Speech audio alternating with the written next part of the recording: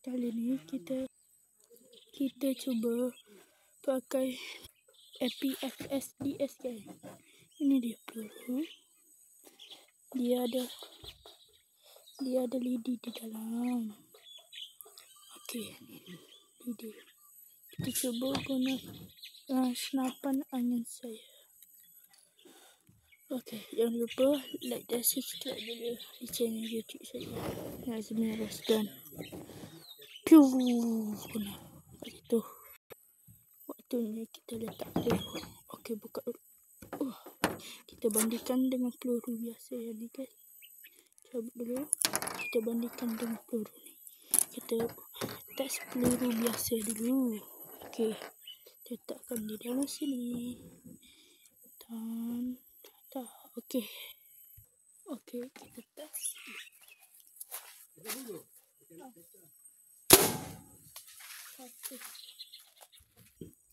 Okey geng.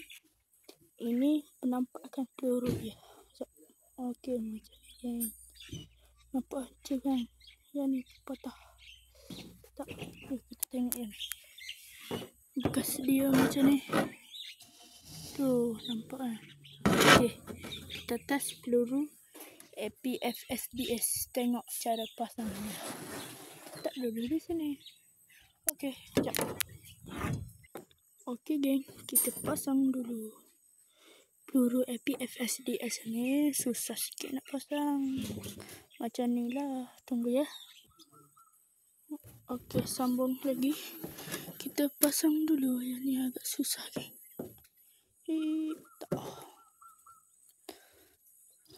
Okey, macam ni cara letak dia. Okey, jadi geng.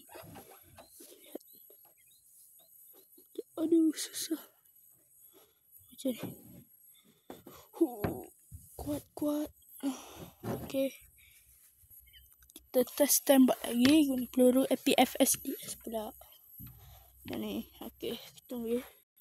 Okey geng, kita tembak dulu. Tunggu ya.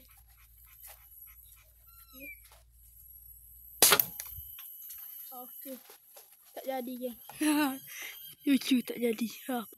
Okey, selamat tinggal. Bye bye. Jangan lupa like dan subscribe. Okey, bye.